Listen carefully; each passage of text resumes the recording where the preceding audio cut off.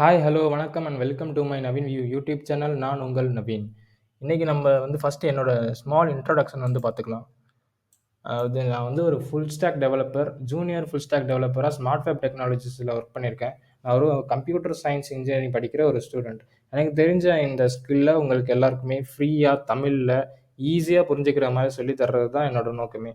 இப்போ நம்ம உங்களுக்கு ஃபுல் ஸ்டாக் டெவலப்மெண்ட்னா என்னன்னே தெரியாது அப்படின்னாலும் பரவால்ல. நீங்க ஐடி செக்டார்லயே இல்ல, நீங்க காலேஜ்ல கூட கம்ப்யூட்டர் ரிலேட்டடா எதுவுமே படிக்கல அப்படின்னாலுமே உங்களுக்கு ஐடில வேலை வாங்க முடியும். அது எப்படின்னா ரொம்ப ஈஸியா கத்துக்கிறதுக்கான ஃபுல் ஸ்டாக் டெவலப்மென்ட் கோர்சஸ் தான் நான் எடுக்கப் போறேன். நீங்க இதுல என்னெல்லாம் கத்துக்க போறீங்க அப்படின்னு பார்த்தீங்கன்னா, basics of web technologies, HTML, CSS, Bootstrap, JavaScript, React, Express.js, Node.js, MongoDB, REST API, Postman. இந்த மாதிரி ஏதேதோ பேர் சொல்றேன். உங்களுக்கு எதுவுமே புரியல அப்படின்னாலும் பரவால்ல. இத பத்தின சிம்பிள் இன்ட்ரோடக்ஷன்ஸ் எல்லாமே நான் நடத்தும்போது உங்களுக்கு சொல்றேன். உங்களுக்கு ஃபர்ஸ்ட்டு ஒரு ஒரு வெப்சைட் எப்படி ஒர்க் ஆகுது அப்படின்ற ஐடியாவே இல்ல அப்படின்னாலும் பரவால்ல. அதுக்கு தான் நான் பேசிக்ஸ் ஆஃப் வெப் டெக்னாலஜிஸ் எடுக்கிறேன். HTML அப்படின்றது பார்த்தீங்கன்னா, இப்போ ஒரு செங்கலும், சிமெண்ட்டும், மணலும் மட்டுமே வச்சு ஒரு வீடு கட்டுறீங்கன்னு வச்சுக்கோங்க. அந்த வீடு அப்படின்றது தான் HTML. நீங்க பெயிண்ட் அடிச்சீங்கன்னா, அது பேர் CSS. இப்ப எப்படி ஒரு வெப்சைட்டோட ஸ்கெலட்டன் அப்படின்னு வச்சுக்கலாம் ஒரு HTML அப்படின்றத. நீங்க வெறும் செங்கல், சிமெண்ட்ட வச்சு வீடு கட்டி இருந்தா எப்படி இருக்குமோ, அந்த மாரி ஒரு வெப்சைட்ட நீங்க பில்ட் பண்றது HTML. நீங்க பெயிண்ட் பண்றது, கலர் பண்றது, UI, UX டிசைனிங் இதெல்லாமே CSS. ஆல்ரெடி செஞ்சு வச்ச ஒரு பொருள், அதாவது ஒரு கதவ ஏற்கனவே செஞ்சிருக்காங்கன்னு வச்சுக்கோங்களேன். அத எடுத்துட்டு உங்க வீட்ல ஃபிக்ஸ் பண்றீங்கல்ல, அந்த மாரி ஆல்ரெடி இருக்கிற ஒரு விஷயத்த எடுத்துட்டு உங்க வெப்சைட்ல ஃபிக்ஸ் பண்றது பூட்ஸ்ட்ராப். ஆ ஒத் அதோட ஃபங்ஷனாலிட்டீஸ் இப்ப ஸ்விட்ச் போட்டா லைட் எரியணும், ஸ்விட்ச் போட்டா ஃபேன் ஓடணும், அந்த கதவ லாக் பண்ண முடியணும், ஜன்னல தொறக்க முடியணும், குளோஸ் பண்ண முடியணும். இந்த மாரி இருக்கிற எல்லா ஃபங்ஷனாலிட்டீஸ் இருக்குல்ல, அந்த ஃபங்ஷனாலிட்டீஸ வெப்சைட்ல கொண்டு வர்றது பேர் தான் JavaScript. அது கீழ இருக்கே அதெல்லாம் என்ன அப்படின்னு கேட்டீங்கன்னா, React.js, Express.js இதெல்லாம் பார்த்தீங்கன்னா, எல்லாமே JavaScript வச்சு தான் பண்ணியிருக்காங்க. பட் நம்ம கோர் ஜாவாலே எல்லாத்தையுமே பண்ணிட்டு இருந்தா ரொம்ப கஷ்டமா இருக்கும். அதனால தான் ஈஸியான ஃப்ரேம் ஒர்க்ஸ் அண்ட் லைப்ரரீஸ் எல்லாம் கிரியேட் பண்ணியிருக்காங்க JavaScriptலயே. இப்ப React.js அப்படின்றது ஃப்ரண்ட் எண்ட் டெவலப்மென்ட்காக. அது என்ன ஃப்ரண்ட் எண்ட் டெவலப்மென்ட் அத பத்தியெல்லாம் நம்ம பார்ப்போம். பட் ஃப்ரண்ட் எண்ட் டெவலப்மென்ட்காக React.js யூஸ் பண்ணியிருக்காங்க. API கிரியேட் பண்றதுக்காக Express.js இருக்கு. Node.js அப்படின்றது இங்க ரன் டைம் என்விரான்மென்ட் மட்டும் தான். நம்ம Node.js படிக்க போறதில்ல. பட் Node.js யூஸ் பண்ண தான் போறோம். MongoDB அப்படின்றது ஒரு டேட்டாபேஸ் மேனேஜ்மென்ட் சிஸ்டம். நார்மலா புரியிற மாரின்னா, ஒரு பென் டிரைவ்ல நீங்க எப்படி படத்த ஏத்தி வச்சிருப்பீங்களோ, எப்படி நீங்க அத யூஸ் பண்றீங்களோ, அதே மாரி உங்களோட டேட்டாஸ் எல்லாத்தையுமே, ஃபைல்ஸ் எல்லாத்தையுமே MongoDBல நீங்க சேவ் பண்ணி வச்சுப்பீங்க. ஒரு யூசரோட டேட்டாவோ, இல்ல இப்ப Instagramல நீங்க பார்க்குற வீடியோஸ் இருக்குல்ல, அந்த வீடியோ எல்லாம் ஏதோ ஒரு இடத்துலேருந்து சேவ் பண்ணி வச்சிருக்கணும்ல. அந்த மாரி நீங்க சேவ் பண்ணி வச்சிருக்கிற ஒரு இடம் தான் அந்த MongoDB. REST API API கிரியேஷனுக்காகவும், Postman டூல்ஸ அந்த ஏபிஐய டெஸ்ட் பண்றதுக்காகவும் யூஸ் பண்ணுவாங்க. இப்ப இருக்கிற எல்லா ஐடி டிபார்ட்மெண்ட்லயும் பார்த்தீங்கன்னா, இந்த போஸ்ட்மேன் டூல யூஸ் பண்ணி தான் ஒரு ஏபிஐ டெஸ்ட் பண்ணிட்டு இருப்பாங்க. ஸோ இத கத்துக்கிறது ரொம்ப மேண்டட்டரியான ஒரு விஷயம். ஸோ இதெல்லாம் தான் நீங்க படிக்க போறீங்க. இதுல நம்ம ஃபர்ஸ்ட் எடுத்ததுமே பேசிக்ஸ் ஆஃப் வெப் டெக்னாலஜிஸ் இருக்கு இல்லையா? இத நம்ம இன்னைக்கே பார்க்கலாம். வெப் டெக்கோட பேசிக்ஸ் பார்த்தீங்கன்னா, ஃபர்ஸ்ட் இந்த மாரி 5 இருக்கு. First how web works. எப்படி தான் ஒரு வெப்சைட்ஸ் ஒர்க் ஆகுது, வெப் ஆப்ஸ் ஒர்க் ஆகுது அப்படின்னு உங்களுக்கு எந்த ஐடியாவுமே இல்லனாலும் நம்ம இன்னைக்கு பார்க்கலாம். கிளையண்ட் அண்ட் சர்வர் இந்த மாரி 2 விஷயம் இருக்கு. கிளையண்ட் ரெக்வெஸ்ட் குடுத்து சர்வர்லேருந்து டேட்டாஸ் வரும். உங்களுக்கு இப்பவும் ஒண்ணும் புரியல அப்படின்னாலும் பரவால்ல. ரொம்ப ஈஸியா நான் சொல்றேன். இப்ப நீங்க Instagram யூஸ் பண்றீங்க. நீங்க லைக் பட்டன் கிளிக் பண்றீங்கன்னு வச்சுக்கோங்களேன். அந்த லைக் பட்டன் நீங்க கிளிக் பண்ணிட்டீங்க அப்படின்றது, நீங்க கிளையண்ட். இப்ப நீங்க தான் கிளையண்ட். நீங்க அந்த Instagram யூசர் இருக்கீங்களா? நீங்க தான் கிளையண்ட். இப்ப நீங்க கிளிக் பண்ணதுமே அந்த டேட்டா எடுத்துட்டு போய் சர்வர்ல ஸ்டோர் பண்ணும். இந்த மாரி நீங்க இந்த யூசர் இந்த ரீல கிளிக் பண்ணியிருக்காங்க, லைக் பண்ணியிருக்காங்க அப்படின்றது சர்வர்ல ஸ்டோர் ஆயிட்டு, இப்போ உங்க ஃப்ரெண்ட்ஸ் அதே ரீல பார்க்கும்போது கீழ நீங்க லைக் பண்ணியிருக்கீங்கன்னு காட்டுது இல்லையா? அது எப்படி காட்டுதுன்னா, ஃபர்ஸ்ட் நீங்க கிளிக் பண்ணது சர்வர்ல சேவ் ஆயிட்டு, அது உங்க ஃப்ரெண்டுக்கும் அப்டேட் ஆகுது. இந்த மாரி கிளையண்ட் அண்ட் சர்வர் 2மே சேர்ந்தது தான் ஒரு வெப் ஒர்க் ஆகுது அப்படின்னு வச்சுக்கலாம். இப்போ வெப்சைட் எப்படியெல்லாம் ஒர்க் ஆகுது அப்படின்னா, யூனிக்யூ ஐபி. ஒவ்வொரு வெப்சைட்டுக்கும் ஆதார் கார்டு மாரி ஒரு நம்பர் இருக்கும். இப்ப www.google.com அப்படின்னு நீங்க சர்ச் பண்றீங்கன்னு வச்சுக்கோங்களேன். அதுக்குன்னு ஒரு ஐபி அட்ரஸ் இருக்கும். அந்த ஐபி அட்ரஸ நீங்க ஞாபகம் வச்சுக்க முடியாது அப்படின்றதுனால தான், ஹியூமன் ரீடபுளா இருக்கிற மாரி www.google.com இந்த மாரியான ஒரு பேரு உங்களுக்கு குடுத்துருக்காங்க. இந்த பேர நீங்க சர்ச் பண்ணும்போது அது என்ன பண்ணும்னா, ஃபர்ஸ்ட் அந்த ஐபி அட்ரஸ் தேடும். இப்போ டிஎன்எஸ் இருக்குல்ல, domain name systems. First IP address எப்படி இருக்கும்னா இந்த மாதிரி 192.168.11 இந்த மாதிரி ஏதோ ஒரு நம்பரில் இருக்கும். நம்மளுக்கு அந்த நம்பர்லாம் தெரிய வேண்டிய அவசியம் இல்லை. நம்ம பேர் போட்டு சர்ச் பண்ணும்போது டிஎன்எஸ் அதை கால் பண்ணும். டிஎன்எஸ்னா domain name systems, phone book மாதிரி. இப்போ நீங்கள் கூகுள் சர்ச் பண்ணும்போது கூகுளோட ஐபி அட்ரஸ் என்ன அப்படின்றது அந்த டிஎன்எஸ்ல இருக்கும். அந்த டிஎன்எஸ்ல போய் அந்த ஃபைல் எடுத்துகிட்டு வரும். இப்போ கூகுளோட சோர்ஸ் கோட் இருக்கு இல்லையா, அந்த கூகுளோட கோடிங் எல்லாமே வந்து கூகுளோட சர்வரில் இருக்கும். நீங்கள் கூகுள்னு சர்ச் பண்ணக்கப்புறமும் அதோட ஐபி அட்ரஸ் எதுன்னு அந்த டிஎன்எஸ்ல பார்த்துட்டு அப்புறம் அந்த லொக்கேஷனுக்கு போய் அந்த சர்வரில் இருந்து அந்த ஃபைலை எடுத்துகிட்டு வந்து உங்களுக்கு கொடுக்கும். இப்போது google.com அப்படின்னு நீங்கள் சர்ச் பண்ணுறீங்கன்னா உங்களுக்கு வந்து அந்த வெப்சைட்டே லோட் ஆகி எல்லாம் உங்களுக்கு வராது. அது சர்வர் சைட் ரெண்டரிங். நம்ம அதை பற்றிலாம் பார்க்க போகிறது இல்லை இங்கே. ஆக்சுவலாக அது கோடை மட்டும்தான் அனுப்ப போகுது உங்கள் ப்ரௌசருக்கு. உங்கள் ப்ரௌசர் தான் வந்து அந்த கோடை வெப்சைட்டாக கன்வெர்ட் பண்ணி உங்களுக்கு google.com அப்படின்றத காட்டுது. உங்கள் ப்ரௌசர் தான் வந்து அந்த பேஜையே டிஸ்பிளே பண்ணுது. இப்படி தான் வந்து வெப்சைட்டே ஒர்க் ஆகுது. வெப் ஹோஸ்டிங் அப்படின்னு என்னென்னா, நீங்கள் கம்ப்யூட்டரில் இப்போ கோடு எழுதுறீங்க. கோடிங் எழுதி முடிச்சக்கப்புறம் நீங்கள் ரன் பண்ணி பார்க்குறீங்க, ஒர்க் ஆகுது.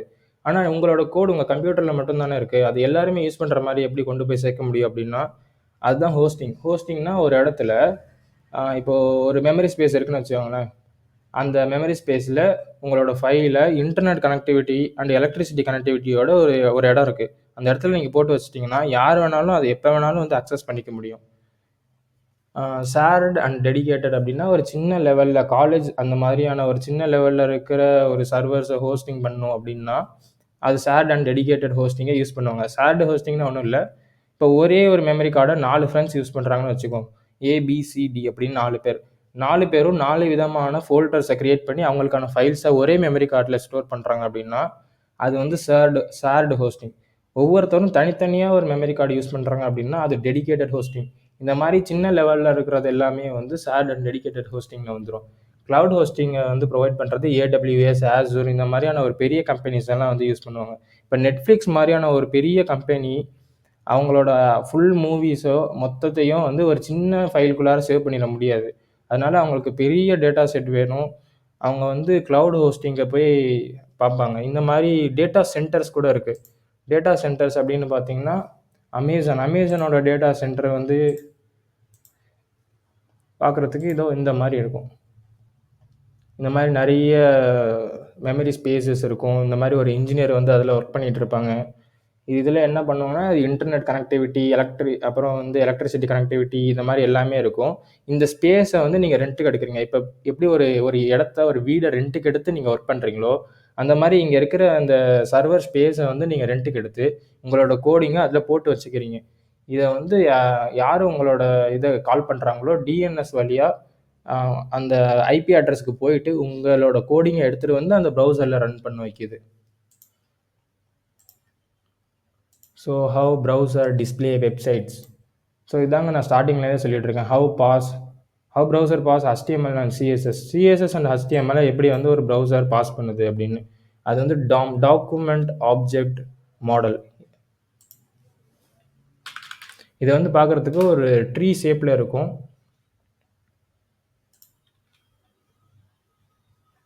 ஸோ ஆக்சுவலாக இப்படி இருக்கும். இந்த மாதிரி டாக்குமெண்ட் மாதிரி இருக்கும்.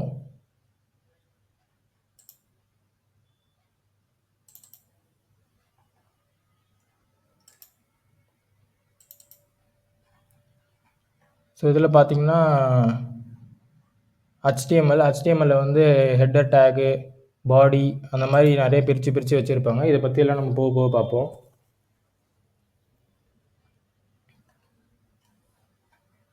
ஸோ டாக்குமெண்ட் இங்கே இருக்குது. டாக்குமெண்ட் மாடலாக தான் வரும். இப்போ ஒரு HTML ஃபைல் எடுத்துக்கிட்டிங்கன்னா இப்போ ஹெட்டு, பாடி அப்படின்னு பிரித்து வச்சுருக்காங்க. ஹெட்டில் வந்து டைட்டில், அப்புறம் வந்து பாடியில் வந்து H1 டேக், ஆங்கர் டேக் இந்த மாதிரி தனித்தனியாக இருக்குது. இந்த மாதிரி பிரான்ச்சஸாக மாதிரி பிரிஞ்சு இருக்குல்ல, இந்த மாதிரி தான் வந்து கோடிங் வந்து HTML அண்ட் CSS ப்ரௌசருக்கு சென்ட் பண்ணும். ஜாவா ஸ்கிரிப்டை எப்படி வந்து நீங்கள் பார்க்க முடியும். அதாவது இப்போ பைத்தானில் நீங்கள் ஒரு கோடிங் பண்ணுறீங்க. இப்போ காலேஜ்லலாம் லேபில் பண்ணியிருப்பீங்க. கோடிங் பண்ணும்போது ஒரு கம்பைலரில் போய்ட்டு பண்ணிவிட்டு என்டர் கொடுக்கும்போது அதை ரன் பண்ணும்போது அதில் எரர் இருக்கா இல்லை அவுட்புட் காட்டுதா அது எல்லாமே வந்து அந்த கம்பைலர் காட்டும். இந்த மாதிரி நம்ம ஜாவா ஸ்கிரிப்டோட கம்பைலர் எங்கே இருக்குது அப்படின்னு கேட்டிங்கன்னா அந்த மாதிரிலாம் எதுவுமே இல்லை. எல்லா ப்ரௌசர்லையுமே வந்து ஜேஎஸ் இன்ஜின் அப்படின்னு ஒன்று வச்சுருப்பாங்க இன்பில்டடாக. நீங்கள் அந்த கோடிங்கை உங்களோட ஜாவாஸ்கிரிப்ட் கோடிங்கை அவுட்புட் பார்க்கணுன்னாலும் எரர் பார்க்கணுன்னாலும் எல்லாமே வந்து ப்ரௌசரில் தான் பார்க்க முடியும். ஸோ உங்களுக்கு கோடிங்காகவே அந்த பிளாட்ஃபார்ம் சென்ட் பண்ணிடும்போது இந்த ப்ரௌசர் அந்த கோடிங்கை ரன் பண்ணி உங்களுக்கு அவுட்புட்டோ எரரோ வந்து காட்டும். ஸோ இங்கே வந்து கம்பைலர் அப்படின்றது நம்ம யூஸ் பண்ணுற இந்த க்ரோம் ப்ரௌசர் இந்த மாதிரியான ப்ரௌசர்ஸ் எல்லாமே தான். அப்போ ஃபுல் ஸ்டாக் டெவலப்மெண்ட் அப்படின்னா என்ன? ஃபுல் ஸ்டாக் டெவலப்மெண்ட்டில் front and back and API இந்த மாதிரி நிறைய இருக்குது. ஃப்ரண்ட் அண்ட் அப்படின்னா இப்போ நீங்கள் பார்க்குறீங்களா, ஒரு யூஸராக எதெல்லாம் யூஸ் பண்ணுறாங்களோ அது வந்து ஃப்ரண்ட் அண்ட். ஒரு கிளிக் பண்ணுறது, மெசேஜ் பண்ணுறது, உங்கள் கண்ணுக்கு தெரிகிற எல்லா விஷயமுமே வந்து ஃப்ரண்ட் அண்ட். நீங்கள் ஃப்ரண்ட் எண்டில் வந்து ஒரு வீடியோ அப்லோட் பண்ணுறீங்க, யூடியூப்பில் ஒரு வீடியோ அப்லோட் பண்ணுறீங்கன்னு வச்சுக்கோங்க. இப்போ ஃப்ரண்ட் எண்ட்லேருந்து அப்லோட் பண்ணுறீங்க. இப்போ உங்கள் ஃப்ரெண்டு உங்களோட யூடியூப் சேனலில் வந்து பார்க்கும்போது அந்த வீடியோ அவங்களுக்கு எப்படி காட்டுது அப்படின்னா, நீங்கள் ஃப்ரண்ட் எண்டில் அப்லோட் பண்ணது ஏபிஐ வழியாக பேக் எண்டுக்கு போய் சேர்ந்துருக்கும்.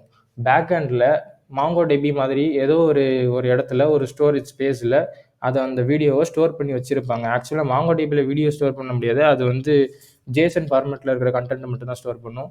இந்த மாதிரி பேக் எண்டில் வழியாக போயிட்டு ஒரு ஸ்டோரேஜ் ஸ்பேஸில் உங்கள் வீடியோவை ஸ்டோர் பண்ணி வச்சுருப்பாங்க. இப்போ உங்கள் ஃப்ரெண்ட் உங்கள் யூடியூப் சேனலில் போய்ட்டு அந்த வீடியோ பார்க்கும்போது திரும்ப ஏபிஐ வழியாக பேக் எண்டில் இருக்கிற அந்த வீடியோ ஃப்ரண்ட் எண்டில் இருக்கிற உங்கள் ஃபோனுக்கு வந்து காட்டுது. நீங்கள் ஃப்ரண்ட் எண்ட் அப்படின்றது வந்து ஜஸ்ட் பாக்ஸ் மாதிரி தான் இருக்கும். அந்த பாக்ஸஸில் அந்த வீடியோஸ் வந்து ப்ளே ஆகுது அப்படின்னா அது பேக் எண்ட்லேருந்து ஃப்ரண்ட் எண்டுக்கு வருது. நீங்கள் ஒரு விஷயத்தை அப்லோட் பண்ணுறீங்கன்னா ஃப்ரண்ட் எண்ட்லேருந்து பேக் எண்டுக்கு போகுது. இப்படி தான் எல்லா ஆப்புமே ஒர்க் ஆகிட்டுருக்கு. Why you should learn full stock development அப்படின்னா, எதுக்கு நீங்கள் ஃபுல் ஸ்டாக் டெவலப்மெண்ட் கற்றுக்கணும்? இதுக்கு வந்து ஹை டிமாண்ட் இருக்குது, ரொம்ப அதிகமான சேலரி பொட்டன்ஷியல் இருக்குது. அப்போது இப்போ ஏஐ எல்லாம் அதிகமாக வந்துருச்சு, அதனால வந்து ஃபுல் ஸ்டாக் டெவலப்மெண்ட் வந்து போயிருமா அப்படின்னு கேட்டிங்கன்னா அந்த மாதிரிலாம் இல்லை. இது வந்து எவர் க்ரோயிங், எப்போவுமே வளர்ந்துக்கிட்டே இருக்கும். இப்போ வந்து நீங்கள் ஆர்டிஃபிஷியல் இன்டெலிஜென்ஸ்லாம் வச்சு ஹீரோயின்ஸ் எல்லா காமெடியன்ஸ் எல்லாரையுமே தூக்கிட்டு ஆர்டிஃபிஷியலாகவே ஒரு கேரக்டரை கிரியேட் பண்ணி ஒரு படத்தை எடுத்துடுறீங்க. அதுக்கு யாருக்குமே வந்து வாய்ஸஸ் கூட தேவைப்படலை. அதுவுமே ஆர்டிஃபிஷியல் இன்டெலிஜென்ஸை வச்சு மிமிக்ரி, வாய்ஸஸ், டயலாக்ஸ் எல்லாமே எழுதிடுறீங்க. அந்த மாதிரி எந்த ஹீரோயின்ஸையே இல்லாமல் ஒரு படம் எடுத்தால் கூட அந்த படத்தை ரிலீஸ் பண்ணுறதுக்கு உங்களுக்கு தியேட்டரோ ஓடிடியோ தேவைப்படுது தானே. அந்த மாதிரி தான் நீங்கள் எவ்வளோ அட்வான்ஸாக ஒரு ஏஐ இப்போ வந்தாலுமே அந்த ஏஐ டிஸ்பிளே பண்ணுறதுக்கு உங்களுக்கு வந்து ஒரு ஆப் தேவை. இப்போ சாட் ஜிபிடின்ற மாதிரி ஒரு ஆர்டிஃபிஷியல் இன்டெலிஜென்ஸ் வச்சுக்குவோமே. இப்போ சாட் ஜிபிடியை நீங்கள் எப்படி யூஸ் பண்ணுறீங்க? ஒன்று க்ரோமில் போய்ட்டு சாட் ஜிபிடின்னு டைப் பண்ணி யூஸ் பண்ணுவீங்க, இல்லை உங்கள் ப்ளே ஸ்டோரில் போய்ட்டு சாட் ஜிபிடின்னு டைப் பண்ணி அதை இன்ஸ்டால் பண்ணி அந்த ஆப்பை யூஸ் பண்ணுவீங்க. ஆனால் அந்த மாதிரி ஆப்பையோ ப்ரௌசரில் அந்த ஆப்பை டைப் பண்ணி யூஸ் பண்ணும்போது உங்களுக்கு தெரியுதுல்ல அந்த இன்டர்ஃபேஸ், அந்த பிளாக் கலர் தீம்லையோ இல்லை ஒயிட் தீம்லையோ அந்த டெக்ஸ்ட் எல்லாம் காட்டுதில்ல, அது இமேஜ் ஜென்ரேட் பண்ணி உங்களுக்கு வியூ பண்ணுதில்ல. இது எல்லாமே வந்து ஃபுல் ஸ்டாக் டெவலப்மெண்ட்டோட ஃப்ரண்ட் எண்டில் வேலை பார்க்கணும். இப்போது அந்த ஏஐயோட ரெஸ்பான்சஸ் எல்லாம் இருக்குல்ல, நீங்கள் கேட்குற கேள்விக்கு அந்த சாட் ஜிபிடி பதில் சொல்லுதில்ல, அதெல்லாம் வந்து பேக் எண்டில் நடக்குது. இப்போ பேக் எண்டில் நடக்கிற அந்த விஷயத்தை ஃப்ரண்ட் எண்டில் இருக்கிற உங்கள்கிட்ட கொண்டு வந்து சேர்க்கிறது வந்து API. So API, back end, front end, database management இது எல்லாமே வந்து எவ்வளோ அட்வான்ஸாக வளர்ந்தாலுமே அழியவே போகிறதில்ல. அதனால தான் இது எப்போவுமே ever growing, high salary potential, high demand. இதனால தான் ஃபுல் ஸ்டாக் டெவலப்மெண்ட் அழியாது. நீங்களும் இதை கற்றுக்கிறதுனால அதிகமான பெனிஃபிட்ஸ் இருக்குது. ஸோ இன்றைக்கி சிம்பிளான ஒரு கிளாஸை கம்மியான டைமில் சொல்லிட்டேன், ரொம்ப ஃபாஸ்ட்டாக சொல்லிட்டேன்னு நினைக்கிறேன். ஸோ உங்களுக்கு புரியலன்னா ஜஸ்ட் பாஸ் பண்ணி ரிவர்ஸில் போய்ட்டு ஸ்பீடை கம்மி பண்ணி வேணால் கூட பார்த்துக்கோங்க. ஷார்ட் டைமில் இதை நடத்தணும்னு நினச்சேன், அவ்வளோதான். நெக்ஸ்ட் வீடியோவில் உங்களை பார்க்குற வரைக்கும் தேங்க்யூ, பபாய்.